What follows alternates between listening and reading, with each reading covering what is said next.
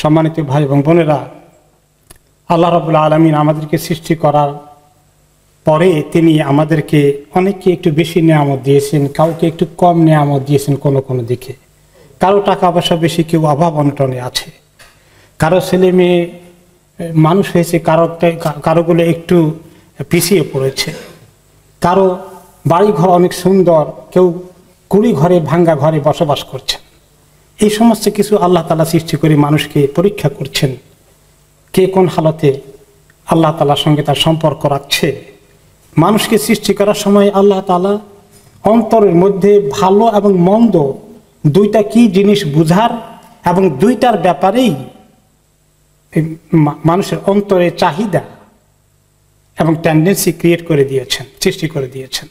মানুষ চাইলে অনেক ভালো পরিকল্পনা করতে পারে, ভালো কাজের সিদ্ধান্ত নিতে পারে, কল্যাণ কামনা করতে পারে অনেকের। আর মানুষের ভিতরে কারো ভালো কিছু দেখলে, কারো অনেক উন্নতি দেখলে মনের ভিতরে হিংসা চলে আসতে পারে, দুশ্মনী পয়দা হতে পারে। এগুলো দিয়েও আল্লাহ তাআলা আমাদেরকে পরীক্ষা করছেন। তা আজকে এগুলো নিয়ে আমাদের আলোচনা, সেটা হচ্ছে হিংসা বিদ্বেষ। কিভাবে এই হিংসা বিদ্বেষের মধ্যে একটা অপকর্ম আমাদেরকে ক্ষতিগ্রস্ত করে এবং আমাদের দুনিয়া আখিরাতের অনেক কিছু বরবাদ হয়ে যাবে, কিভাবে এর থেকে আমরা বাঁচতে পারি, এই বিষয়ে আজকে আমাদের আলোচনা ইনশাআল্লাহ। আল্লাহ তাআলা সৃষ্টির মধ্যেই আমাদের তিনি বলেছেন অনাফসিন ওয়া মা সাওয়াহা ফাআলহামাহা ফুজুরহা তাকওয়া। আপনারা শুনেছেন যে অন্তরের মধ্যে সৃষ্টি করার সময় আল্লাহ তাআলা যখন প্রত্যেকটি জিনিসকে আমাদের বোঝার মতো ক্ষমতা দিয়েছেন, প্রপোর্শন অনুযায়ী সবগুলো ঠিক করে দিয়েছেন। ভালো মন্দ দুইটারই মানুষের ভিতরে চাহিদা আসে, ওয়াসওয়াসা আসে, ভালো কাজের জন্য উদ্যোগ আসে, দুইটাই আছে। যে ব্যক্তি তার নফসকে ভালো কাজের দিকে নিয়ে আসে, মন্দ কাজ থেকে সরিয়ে আনে, মন্দ যত রকমের কুমন্ত্রণা মনের মধ্যে আসে, অন্যের অকল্যাণ কামনা আসে, এগুলো থেকে সরিয়ে নিয়ে আসে, সেই ব্যক্তি কামিয়াব হয়ে যাবে। এই হিংসা বিদ্বেষ সম্পর্কে রাসূলুল্লাহ সাল্লাল্লাহু আলাইহি ওয়াসাল্লাম আমাদেরকে খুব সাংঘাতিকভাবে সাবধান করেছেন। তিনি বলেছেন, সাবধান, হিংসা বিদ্বেষ থেকে সাবধানে থাকো, এটা সমস্ত নেকিকে খেয়ে ফেলে। যেভাবে আগুনের কাছে লাকড়ি রাখলে লাকড়িকে আগুন খেয়ে ফেলে, ঠিক হিংসা বিদ্বেষ মানুষের আমল সালেহ নেক কর্মগুলোকেও খেয়ে ফেলে, সাবার করে দেয়, বরবাদ করে দেয়, নষ্ট করে দেয়। আসমানের মধ্যে সবচেয়ে প্রথম গুনাহ হয়েছে হিংসা বিদ্বেষের কারণে।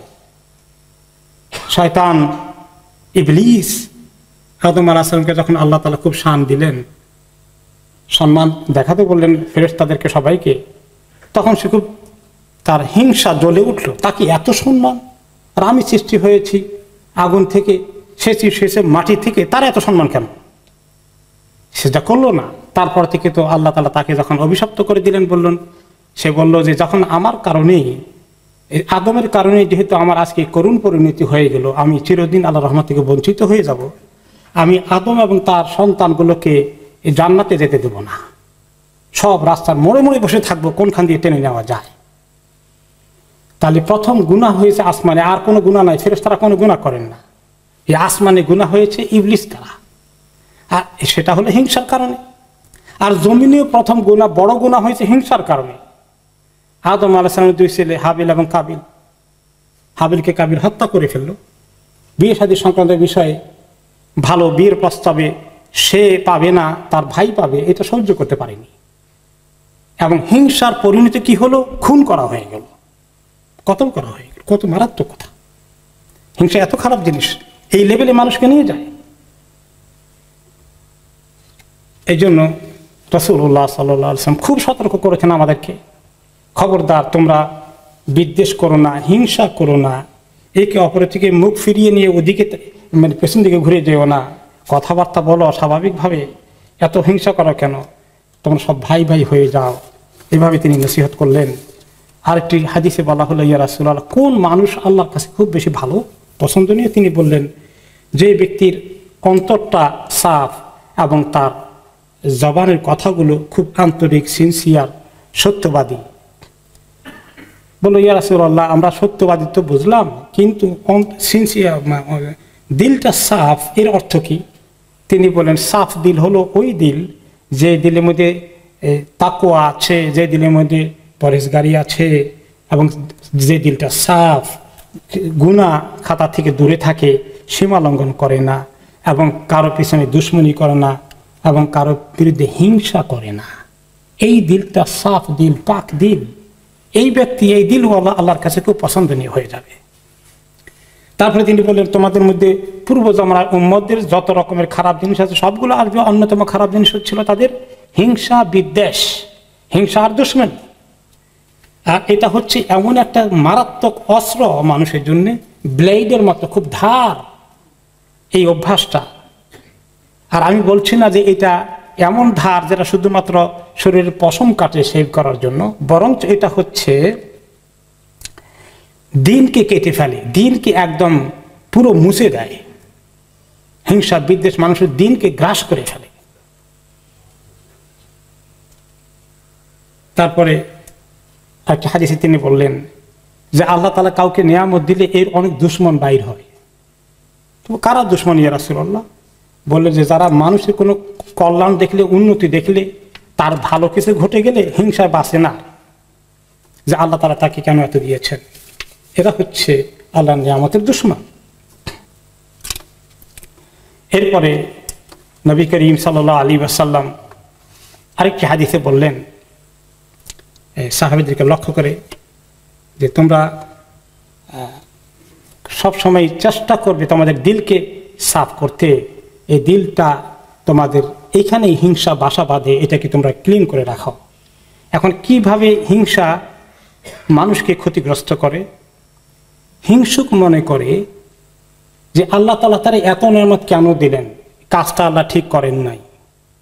চিন্তা করে দেখেছেন, ইনডাইরেক্টলি, সে মুখে না বললেও তার অন্তরের ভাষা হচ্ছে যে আল্লাহ তাআলা তার এত দিলেন কেন, সে তো এত পাওয়ার উপযুক্ত না, বরং আমি পাওয়ার উপযুক্ত।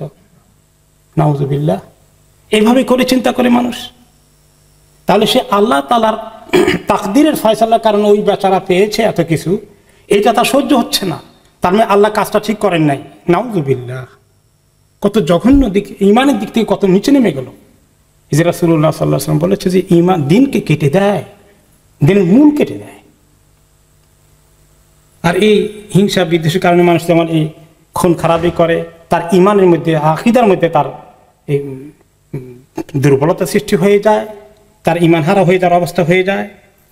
এই কারণে দুশমনী করতে করতে কত কবিরা গুনাহ দিক যায়, সারাদিন সুযোগ পাইলে তার বিরুদ্ধে গীবত, চগলখড়ি করা, এগুলার সুযোগ নেয়। তাহলে কবিরা গুনাহ বাড়তে থাকলো, তার হিংসুকে বরদাস্ত করতে পারে না। এরপরে তাকে ইভল আই দেয়, তাকে বদ নজর দেয়, তার কোনো ক্ষতি হয়ে যাক, সব নষ্ট হয়ে যাক, এভাবে তাকায়। তার দেখার কারণে ওই বেচারার ক্ষতিগ্রস্ত হয়ে যায়, তার ছেলে মেয়ে ক্ষতিগ্রস্ত হয়ে যায়। প্রয়োজন বোধে একে আরো ক্ষতিগ্রস্ত করার জন্য জাদুটোনা কি করা যায়, শয়তানের এই এজেন্টগুলো দোকান খুলে বসে আছে, জাদুটোনা করে মানুষকে ক্ষতিগ্রস্ত করার জন্য হিংসুকরা এই পথ বেছে নিয়েছে। ছোটকালে একটা গল্প, 3 বন্ধু, রিয়েল গল্প, বাস্তবের কথা। ওরা জার্মানি কয়েকটা ছেলে পেলে 10-12 বছরের 3টা ছেলে একসঙ্গে বর্ষি নিয়ে মাছ শিকার করতে গেছে। তো একটা ছেলের বর্ষিতে পটপট করে মাছ আসছে, আর 2টার বর্ষিতে মাছের কোনো খবরই নাই। 1টা, 2টা, 3টা, 5টা, 7টা পাওয়ার পরে ওরা এখন বরদাস্ত করতে পারতেছে না, একে ধরে কিল ঘুষি শুরু। তোর বর্ষিতে এত মাছ কেন আসে, আমাদেরগুলো কেন আসে না? শেষ পর্যন্ত বাতার এগুলো ফেলে দৌড়ে বাড়িতে গিয়ে যান বাঁচিয়েছে। একটা বাস্তব ঘটনা। আমাদের এলাকায় মনে আছে, আমি যখন কেবল মাদ্রাসায় সেকেন্ডারি লেভেলে পড়ি, তখন ইলেকশন আসতেছে। এলাকায় ইলেকশন করবে একজন চেয়ারম্যান, খুব নাম করা, পাশ করার সম্ভাবনা। হঠাৎ করে আততায়ীর গুলিতে তিনি রাত্রিবেলা শেষ। তাহলে সে যেন আসতে না পারে, যে হবে এই ষড়যন্ত্র করলো। এইভাবে মানুষ কত মারাত্মক কাজ করতে পারে। এই জন্য এই হিংসা বিদ্বেষ থেকে রাসূলুল্লাহ সাল্লাল্লাহু আলাইহি ওয়াসাল্লাম এভাবে আমাদেরকে সাবধান করেছেন। আমরা যখন কাউকে ভালো কিছু দেখি, মনের ভিতরে হিংসা আসে, আমরা তখন বলবো যে আল্লাহ দিছে, আলহামদুলিল্লাহ, আল্লাহ তোমাকে বরকত দান করুক, তার যেন ক্ষতি না হয়ে যায়। বলি যে আল্লাহুম্মা বারিক, আল্লাহ তাকে বরকত দান করেন, হিংসা না করে। আর আল্লাহ দিয়েছেন, তাকে আল্লাহর ফয়সালা, দেওয়ার মধ্যেও ফয়সালা, না দেওয়ার মধ্যেও খায়রের ফয়সালা আছে। আমার এই ব্যাপারে নিজের মনকে বোঝানো। আর যারা এই হিংসা বিদ্বেষের শিকার হয়ে যান, আপনাদেরকে দেখলে হিংসা করে, বুঝতে পারেন আল্লাহ তাআলার কাছে পানা চাওয়ার জন্য সুন্দর সুন্দর দোয়াগুলো সকাল সন্ধ্যায় আছে।